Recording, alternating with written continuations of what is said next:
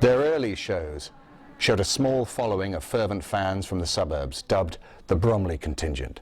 I mean, they're basically disaffected Bowie Roxy fans looking for something else, you know. They like the clothes, the Pistols, they like the attitude, they like the music. Then that starts becoming a scene. It becomes an attractive scene, you know. It's sexy, it's deviant, it's dangerous, and that's all the best things in rock and roll. They were a bunch of people, and some I liked and some I didn't like, the same as any bunch of people you kind of meet. I didn't dislike any of them. I thought, and there was a William Broad who I got on quite famously, but became Billy Idol. Susie was interesting, but I found her a bit stuck up. There was another guy called Berlin who was too camping to all that. I mean, call yourself Berlin, you know. Yeah, great. They were surrounded by people who had lots of ideas, and they were talking about kind of surrealism and situationism. The Pistols just weren't just the band. It was this kind of bigger thing drawing together all these different elements. Soon the record companies came knocking, and McLaren's entrepreneurial skills led to a bidding war that was won by EMI, who signed the band for £40,000 on October the 8th, 1976. Though only a year old and with a limited number of songs, a recent Rotten-penned song was chosen as the Pistols' debut single, Anarchy in the UK. Get up!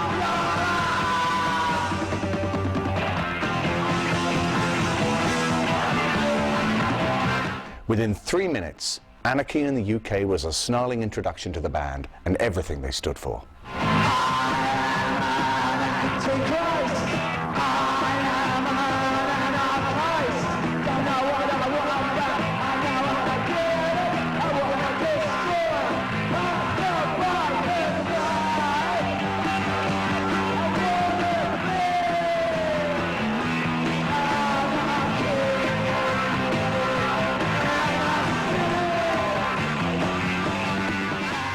I was working with this guy who was our sound engineer, Dave Goodman, and we recorded and it sounded great. And Mountain was sitting over his shoulder in the control room going, no, it's not exciting enough, I'm not exciting enough.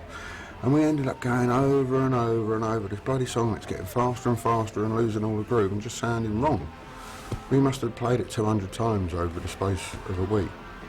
In the end we went on strike. We said, well, that's it, we're not doing it, we've got to have another way of going about this. And we got Chris Thomas in, and we went up to Wessex Studios, and we played it 3 times, I think. And he said, it sounds great, you know, where's John? And John hadn't come down because he thought we were going to be there for another 200 times, and it just sounded right. He knew when it was right.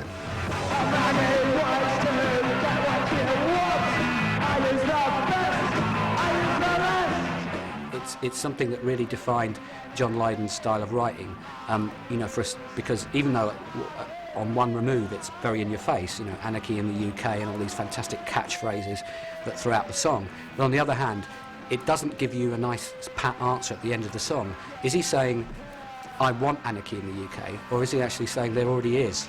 John Lydon would write something very direct and true, but then would leave you to have to work out what the answer to it was yourself.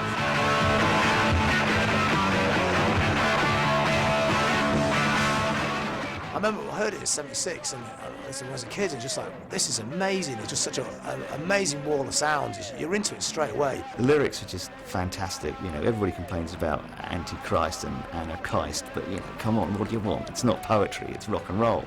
But yeah, it's just, I think perhaps their outstanding statement. It's an absolute, it's their manifesto, their sonic manifesto. What else came out that month? You know, Bohemian Rhapsody. It was just like the opposite end of the scale to anything else that was happening. It was just like, it was a clarion call to arms. It's just like, you know, forget all these tossers. Just like, you know, this one, you know, let's just kick over the statues.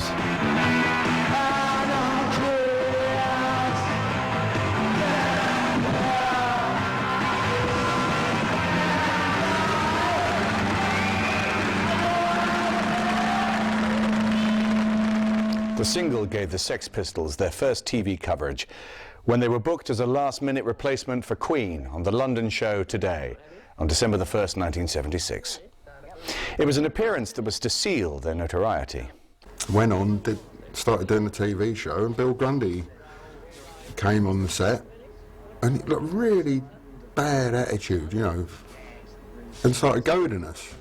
Well, suppose they turn other people on. That's just their tough treat. It's what? Nothing, a rude word. I mean, when John Lydon actually swears, and Bill Grundy picks him up on it, he goes, "Oh, nothing, it's a naughty word." And he looks like a little kid who's been told off. He looks a bit embarrassed to have sworn on telly. He thinks, "Oh, I've been naughty." But Bill Grundy pushed him to repeat what he said, so John didn't want, you know, he's trying to make him look stupid, so John said shit quite clearly. Shit. Was it really? Good heavens, you frightened me to death. all right. What about you girls behind? Anybody who would see that footage now and see how tame it was would just be stunned as to why this became an enormous rip in the cultural fabric of Britain in the late 1970s. Yes, all right, it was early evening, and a grumpy old bloke goads them into swearing, and finally one of them does. Go on, you've got another 5 seconds. Say something outrageous. You dirty bastard. Go on, again. You dirty fucker. What a clever boy. What a fucking rotter. Well, that's it for tonight. I remember watching it and just thinking, my God, these people are speaking like I speak to my friends. These are real people. They're not the kind of this anodyne thing that the camera normally makes people. They're real. You know, they speak like I do, and it was such a liberating experience to see real people on television. And because they were honest and they were just unexpurgated and just came out with exactly what people would say on the street, they were pilloried for it. Everything that people were frightened of about young people in Britain was suddenly projected onto these 4 men who had no clue why that this had happened. It was almost as if everybody who was pissed off in Britain had finally found something to join together to be pissed off at. I mean, the whole of the country suddenly knew who these people were and had an opinion on them, and the opinion was that they were, you know, despicable carbuncles on the arse of society, which is, you know, and people probably still think that now. They just wanted some pariahs, some enemy. They wanted that generation gap.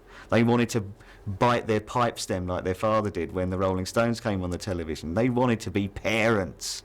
The day after the Bill Grundy show, and from Malcolm having to call up to get press on us and stuff, all of Fleet Street were calling Malcolm, and it had just changed overnight. Would they have existed outside there? Probably. Would they have come through? Maybe. Would they have taken notoriety across England? It's possible. It's possible. But did Grundy do all that for them in an instant? Yes. Buckling under pressure from shareholders and bigwigs fearful of their beloved dinosaur rock bands being threatened by this snooty new breed, EMI dropped the band a mere 2 months after signing them, allowing the Pistols to keep all £40,000.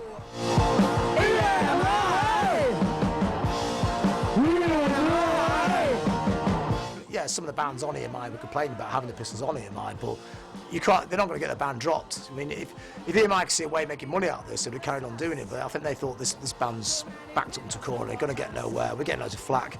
We'll just wash your hands of it. Just give them the check. Go away. I think a lot of it had to do with the fact that, quite simply, the nice ladies in the packing department refused to pack any more records while the Sex Pistols were on the label. They didn't want to touch this filth that they'd read about in the tabloids. It was also about the fact that EMI were trying to sell records. They were trying to make money. They weren't about starting some socio-political movement that was going to change the world. They didn't care about that. It was a multinational corporation. They just wanted to make money. It's the music business, you know, which is like probably 10% music, 90% business. Money talks, bullshit walks, and the way the EMI people looked at it, the Sex Pistols were about as much bullshit as they could take, and the sooner they walked, the better. Well, I remember knock on the door, and this woman, she goes, Glenn, you must come and answer the phone. The Daily Mirror from England is on the phone. I go, what? So, you know, and we'd all been out the night before, and I'm like, ugh. So I go and answer the phone, and, you've just been sacked from EMI. How'd you feel about that? I'm sort of being sarcastic. I've gone, oh, that's nice, isn't it? You know, it's the first thing that's come into my head in the morning, and then it's like Daily Mirror, Glenn Malcolm from Sex Pistols thinks it's nice. And I was being facetious. Then John's read, oh, you think it's nice? No, I don't think. You know, so there was this kind of tension and a friction. Creatively, the group thrived on friction, But as they found themselves spending more time touring together and with increased scrutiny in the spotlight of a critical media, division became apparent, most notably between Rotten and Matlock. I mean, the way Glenn tells it is obviously that that Rotten, once after the Bill Grundy incident, you know, Rotten suddenly became this monster, which the media had kind of cast him in the role of, and that you know, the Johnny Rotten character really started kind of getting into full throttle. Well, just me and John were chalk and cheese, you know. He enjoys being an obstreperous kind of customer, and I like just rolling up my sleeves and getting on with it. I remember I had a meeting with Steve, Paul and Malcolm in Covent Garden. It was like, well, can't you just pretend that you like John? I said, well, I don't see... Yeah, I could say, well, yeah, I can, and keep my job in the band. Or not. And I said, well, I joined the band to be me, not try and be something I didn't want to be. So I said no. Johnny felt very alienated from the rest of the band. He didn't feel he had an ally in the band. Everybody in the band had been there before him. Malcolm, you know, Paul, Steve, Glenn, they were all part of this little clique. They were very close. John was on his own. Suddenly they were getting attacked in the streets. It was just a really bad, scary time. And John just wanted someone on his side. But I don't think Malcolm McLaren helped. And that was actually a major form of his management as things went along. Malcolm McLaren didn't help. I think that's probably a fair way to sum up his management style. But then Malcolm had second thoughts, and he called me up. He said, "Look, let's have a meeting. You know, I think I'm wrong. You know, I want you to go and kick down the doors and say, you know, this job is yours." I said, "Well, I could do that, but I just don't like the way you've been playing it. You know, you've been stirring it up between me and John all these years, and it didn't have to be like that. You know, Malcolm's whole thing is, you know, like a state of flux all the time. Keep it. But my thing is, if it ain't broke, don't fix it." Waiting in the wings was a replacement bassist and much-needed ally for Rotten, his old art school pal and Sex Pistols' #1 fan, John Simon Ritchie. As was becoming the way for punk stars to rename themselves as part of a process of reinvention, Ritchie had recently acquired a new name, Sid Vicious. It's a double-edged sword with Sid Vicious, because I think he was the worst thing that could have happened to them, and he was also the best thing that could have happened to them. They could see the sense in getting Sid in there, you know, purely as a selling point, because he was a great gimmick. He looked fantastic. The press were writing about him all the time, even though he wasn't even in the band. He was known, Sid Vicious. Everybody knew what Sid was up to. He had this notoriety, and they knew that would have helped them.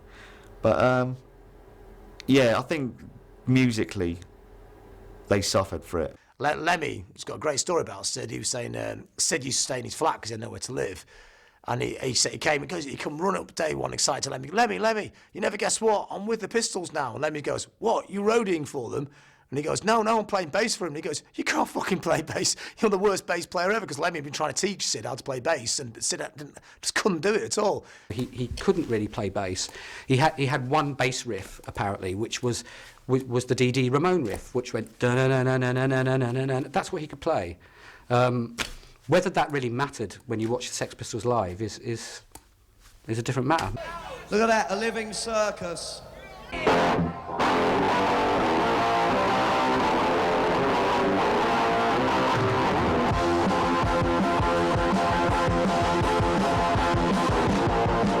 It was the end of the Sex Pistols as a proper rock and roll band. You know, by the kids, for the kids, whatever that means. And it was the beginning of the Sex Pistols, as was said in it, as the Sex Pistols as a cartoon strip kind of band, playing right into Malcolm's hand. It came a lot more about kind of the theatre and the controversy and the kind of spectacle of the Sex Pistols. And they suddenly had two frontmen. I mean, there's absolutely no denying it. Before Rotten was the front man, all of a sudden you get this kind of on-stage tension because, you know, Sid wants to be the front man as well, as he always did. You know, Johnny Rotten was the voice of punk rock. He was, without a doubt, and much mimicked and you know, his ideals and stuff. But Sid Vicious was the look of punk rock. Everybody wanted to look like Sid Vicious. Staying up all night with the Ramones album and a dose of amphetamine, the punk's drug of choice, enabled him to master the basics just in time to join the band as they symbolically signed a new deal with A&M Records for £75,000 outside Buckingham Palace. This business arrangement was to be even more short-lived. As the celebrations continued, the record execs got to see firsthand what signing a group of pro-anarchy, angry young men in their early 20s and plying them with alcohol actually entails. Mayhem. They were dropped 10 days later. There are many reasons possibly to doubt Malcolm McLaren's professionalism as a manager, but one of them isn't his ability to get them onto record labels. He got a bunch of kids that had barely played in front of anyone onto EMI. He then, when they got sacked from EMI, got them straight onto A&M. It was another major label. It was always the wrong label for the Sex Pistols. I think there were a couple of people in A&R who thought they could maybe just get in there and score, but unfortunately the bigwigs at the top were just too scared of it. No, they were making enough money as it was. They didn't need that. The way Telling Rock and Roll Swindle, look, they make out they've done it all on purpose, but I think at the time they thought, oh Christ, what are we going to do now? We've been dropped again. So they had to go to Richard Branson and go to Virgin, which is like doing a deal with the devil, because Virgin at the time was the ultimate hippie label, putting out Mike Oldfield. But in the end, no matter how much they moan about it, it was the best label they could be on.